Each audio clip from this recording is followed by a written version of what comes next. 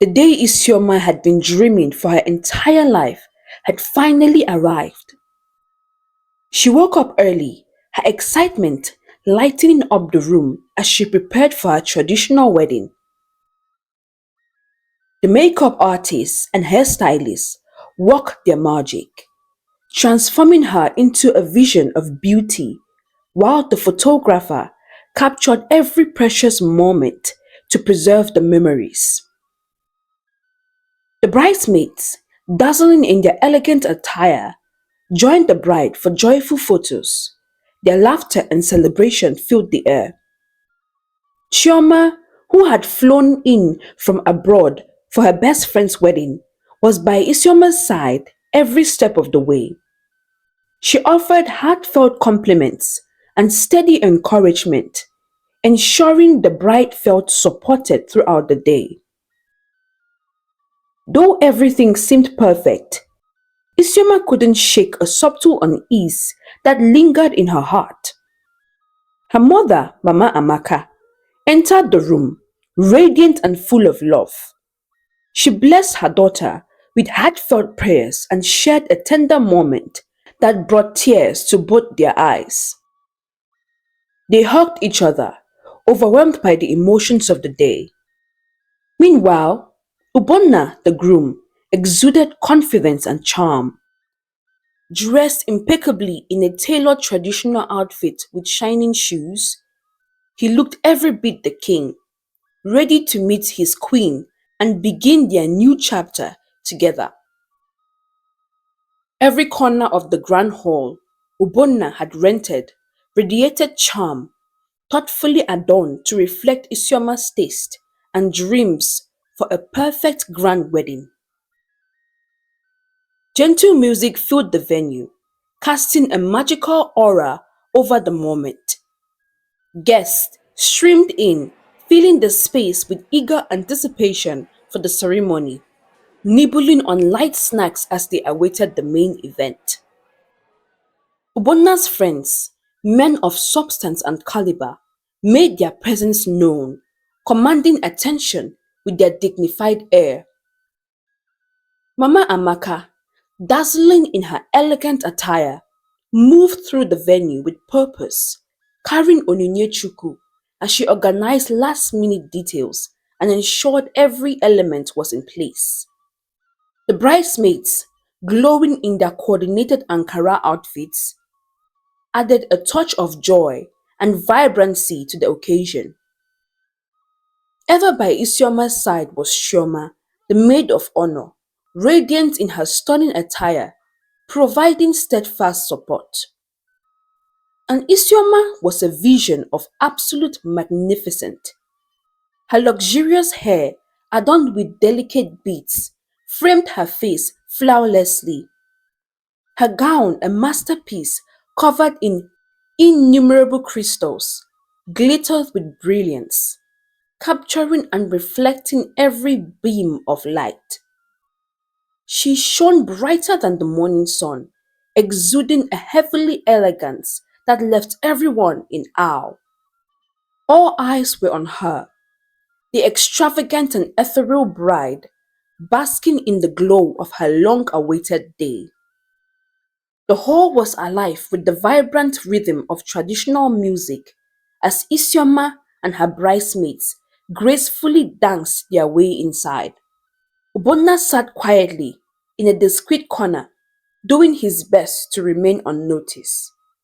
Yet, his eyes were fixed on Isioma, captivated by the way she swayed effortlessly to the music, radiating beauty and elegance. His heart felt a sweet ache. He was utterly mesmerized. All he could think about was how he longed for the ceremony to end so he could finally take his bride home. Isioma danced gracefully to her uncle, Mazi Ijiofo, her every move in the rhythm with the lively traditional music. Kneeling before him, she accepted a golden cup filled with palm wine, a central part of Igbo wedding tradition. As the custom dedicated, it was her duty to seek out her groom, hidden among the crowd, and present him with the cup. Isioma swayed elegantly to the beat, her eyes scanning the room intently for Ubonna. As she moved through the crowd, some mischievous men tried to confuse her, calling her out. Asangwa, come, I'm your Ubonna. O." Their playful antics made her laugh as she gracefully ignored them, determined to find her love. Her heart skipped a beat when her eyes finally found him. Ubonna, sitting quietly and radiating an unmatched charm, took her breath away with his handsome presence. With poise, Isioma walked to him, knelt down, and offered the cup. Ubonna smiled warmly, locking eyes with her as he accepted the drink. As he sipped, the crowd watched in admiration of their bond. Just as Ubonna was about to place money in the cup, a piercing cry rang out, startling everyone. It was the shrill cry of a child, unmistakably that of Onyinyechuku, Isioma and Ubonna's son. Isioma's heart raced as she quickly turned towards the source of the sound. Ubonna, equally alarmed, glanced at her with confusion etched on his face. The cries grew louder, silencing the music and drawing the crowd's attention to the entrance of the venue. Without hesitation, Ubonna stood, dropping the cup, and took Isioma's hand. Together, they rushed towards the commotion, anxious to uncover what had caused their son's distress and disrupt their special day. When they reached the scene, they found Onyinyechuku in the arms of a strange man. The child wailed uncontrollably, crying out for Mama Amaka to rescue him. That man was Ikenna. Isioma froze as if she had seen a ghost. Ikenna, realizing that he had successfully drawn the attention of the bride and the groom, shifted into action. Who are you and why are you holding my son and causing so much chaos at my wedding? Ubonna demanded, his tone sharp and his expression filled with disdain. Ikenna smirked darkly, his chuckle chilling and evil. Your son? He sneered. You mean my son? Since when can't a man carry his own child? Oh, and you're even marrying the woman whose bride price I paid for. His gaze shifted to Isioma, who stood frozen by Ubonna's side, her wide eyes betraying her shock. Ubonna's mind struggled to comprehend the weight of Ikenna's words. After a moment, he turned to Isioma, his voice laced with anger and confusion. What is he saying, and what does he mean his son? And why is he claiming to have paid your bride price? His piercing stare demanded answers, but Isioma could only stand, trembling, unable to meet his gaze. Isi, you didn't tell your Odogu how you got pregnant for your son? See love, oh. Ikenna mocked, his words dripping with cruelty. Ubonna was stunned, his chest heavy with disbelief. He searched Isioma's face for answers, but she offered none. The world seemed to go silent, save for the anguished cries of Onyinyechuku and the murmurs of the crowd, whose attention now fully rested on the unfolding drama. Phones emerged as people began recording the scandalous scene. Suddenly, Chioma caught Isioma as she fainted, her body limp in her arms. At the same moment, Mama Amaka collapsed to the floor, lifeless and unresponsive. Chaos erupted in the hall as guests rushed to aid both women, carrying them to the hospital in a frantic attempt to save them. Ubonna stood, paralyzed, his body rigid as the chaos unfolded around him. It felt surreal, like a nightmare he couldn't wake up from. His mind reeled, struggling to process the storm of events. His eyes fell to Onyinye, who lay on the floor, wailing helplessly. Ikenna had vanished into the crowd, leaving the child behind. His malicious intent to wreak havoc had succeeded, leaving heartbreak and scandal in its wake. Shaking off his stupor, Ubonna rushed forward and scooped Onyinye into his arms, holding him tightly as if to shield him from the turmoil. The hall, once filled with joy and celebration, now dissolved into disorder. Guests hurriedly made their way out, their voices low with murmurs and gossip about the tragedy that had unravelled before their eyes. What was meant to be a blessed day, a cherished milestone, had been utterly shattered. The joyous memories Isioma and Ubonna had hoped to create were overshadowed by pain and confusion. The wedding was no longer a celebration, it had become a scene of ruin. Isioma had never told Ubonna about Ikenna. She kept the truth from him, saying that Ikenna had passed away and talking about how Ikenna's parents refused to care for their grandchild after his death. Ubonna believed her and shared her pain.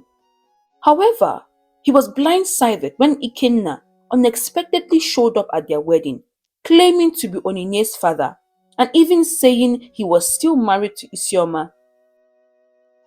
Ubonna's heart broke completely. He felt betrayed because everyone, including Mama Amaka, had kept the truth from him. Isioma woke up, panting from what she thought was a nightmare, only to realize it was reality. She found Chioma asleep beside her and noticed she was wearing a simple outfit, not her bridal dress. As memories of the previous day flooded back, the crushing truth hit her. Ikenna had truly ruined her wedding. She began crying uncontrollably, waking Chioma and everyone else in the house. In her grief, Chioma asked about her mother and was told that she had suffered a heart attack and was taken to the hospital for treatment.